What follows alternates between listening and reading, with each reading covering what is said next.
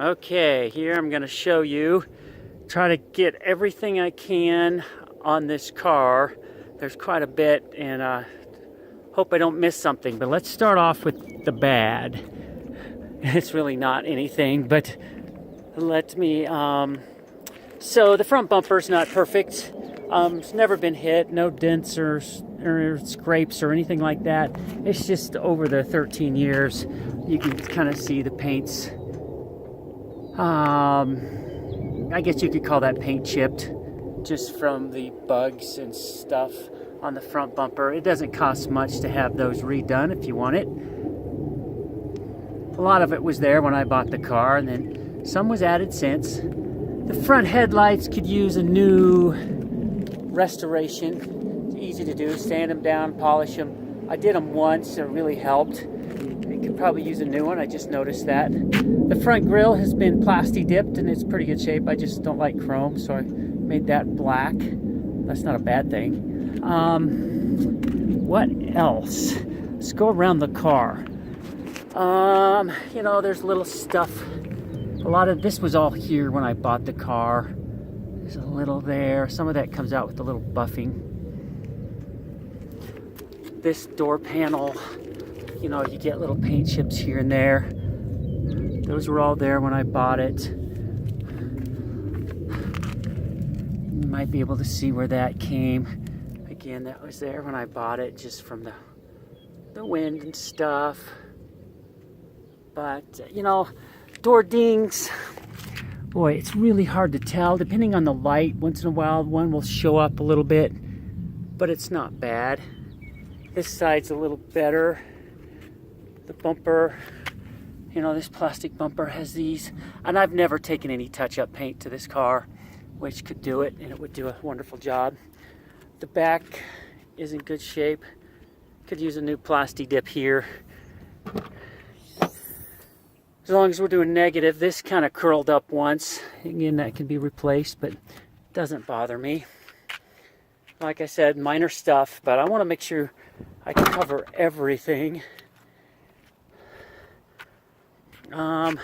Again, there might be some door dings right there. You could see them. I'll try to get another shot from the other side. It's really hard to see it in this light. This was here when I bought it. Again, it could be touched up. I didn't do that. The previous owner did, and it never bothered me, because this piece right here can be taken off and completely wet sanded and repainted, and you wouldn't even know it. So I didn't bother me, thinking I could take that off and have a body shop paint it or paint it myself, whatever. Door handle, that might come off.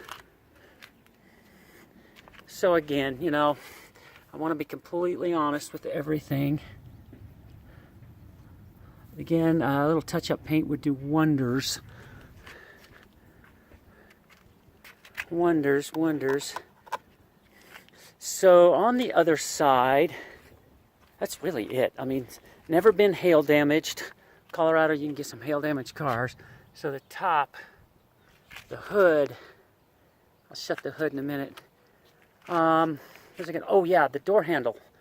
So the door handle, the original one broke, and I replaced it with, I don't know where I got it, some parts place, and it was not painted. So this is just black, so that can be taken off and easily painted. So it's got a black door handle on the driver's side. I kind of like the black, but it'd be nice if all four of them matched. I mean, the paint, it's pretty good on that hood. I mean, there's little teeny hairline, you can't even see them in this light, hairline cracks, but oh man, I mean, what do you expect for this kind of year? But rust, no. It's a Colorado car. We don't get rust in Colorado. I'll try to get a picture of the underneath later. So that's, I think that's a lot of the stuff. The sunroof does not have a crack. It's in good shape. A lot of them do. The front windshield, we replaced it about 1.5 years ago. Yeah, there's a couple little pits, not bad. but no cracks or anything like that. They put gravel on the roads here in the winter. So that's, I'm trying to think, negative on the outside. Nothing negative on the inside. Not at all. That leather is in really good shape. I mean, a lot of times they crack here. I mean, you can see some wear, but it's not cracked. All right, let me start up the car. I don't have my access port connected, but I'll do that in a minute. Start the car.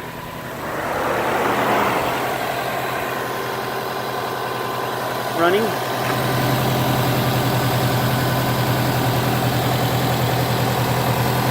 No issues.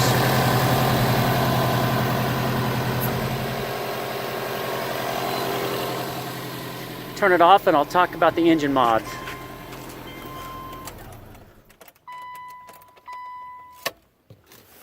So, engine mods. You know about the rebuild on the engine. I'll send you that invoice. Radiator. The stock radiator is a piece of junk. It's got plastic. It's got a plastic end tank. I replaced it before it blew up. It was fine, but this Mishimoto is all aluminum. Helps it run cooler. So with that, you have to put in a transmission cooler because there's no transmission cooler attached to that radiator. So you probably can't see it, but it's back in there. It's a big, true cool transmission cooler. So that's very nice to have. Biggest one I could find. We got a Perrin aftermath hose, silicone, Perrin turbo inlet hose. Those tend to go out, so I replaced that. Replaced the turbo to a VF52, which is a bigger turbo. You'll see those in a WRX, like a 210, 2012 WRX. It's a easy replacement. With this here is a Turbo Smart wastegate actuator. So tuners love that. That's a couple $100 upgrade on the actuator there. We got a Perrin top mount intercooler. The stock intercooler is a piece of junk. It's got plastic intakes, and you put more than 15 psi in the turbo and they will blow those intakes. So that's awesome upgrade. Cob, you can't see it. You can see how I've wrapped it there. That's the downpipe. Wrapped it as much as I could. It does have a cat on it. It's a high flow catalytic converter. And you cannot see the uppipe. But it is a Grimspeed ceramic coated flex joint uppipe. That's really the best one you can get. Can't remember the name of that filter, but it's not a K&N. I don't like K&Ns because of the oil, and the oil gets into the aftermath. But it's a nice paper filter, definite upgrade. You do not need to upgrade these to a cold air intake unless you got like 400 horsepower, so I did not do that. Didn't need to. Battery is a couple months old. I replaced as many hoses as I could recently. Little turbo hoses back here to some silicone ones. Definitely helps. Wow, I don't remember what else on the engine. Always change the oil every 3,000 miles.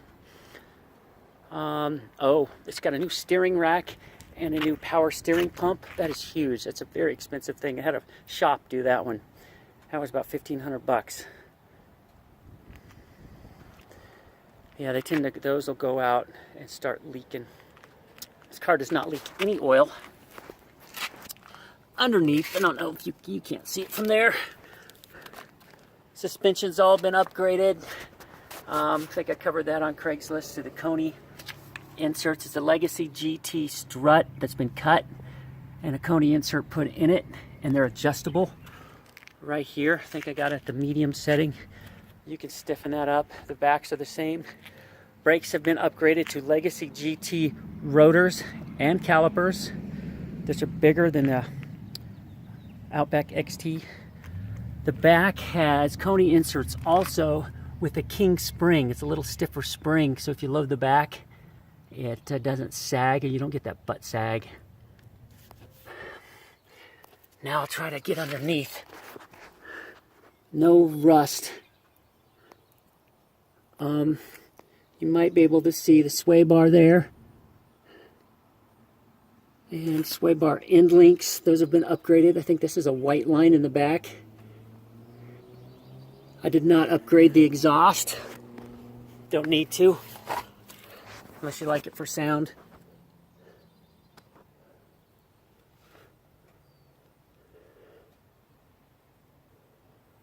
You can see the pipe there. The front sway bars have been upgraded. It's a Perrin front sway bar. I don't know if you can see it. Yeah, you really can't. It's red. It's back in there.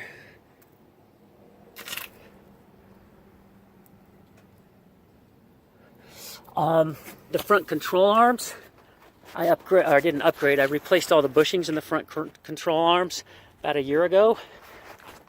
That cost me a couple $100, but that's nice to have. I didn't include that in the description. I think that's about it on the outside.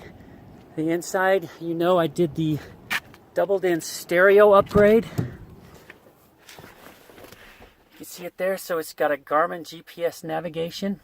You can run CarPlay, iPod, or works best with an iPhone, but I have a Android and it works with that too. So that's all been upgraded. That was an expensive mod to get a navigation unit in here, and I wanted Garmin. The speakers I did not upgrade. They're still the standard speakers and they sound very well, very good. And it's even got a little subwoofer under the front seat. Huge sunroof, again, no cracks. This leather seat in the back. I bought this car after my kids went to college, so there was really no kids in the back seat of this car.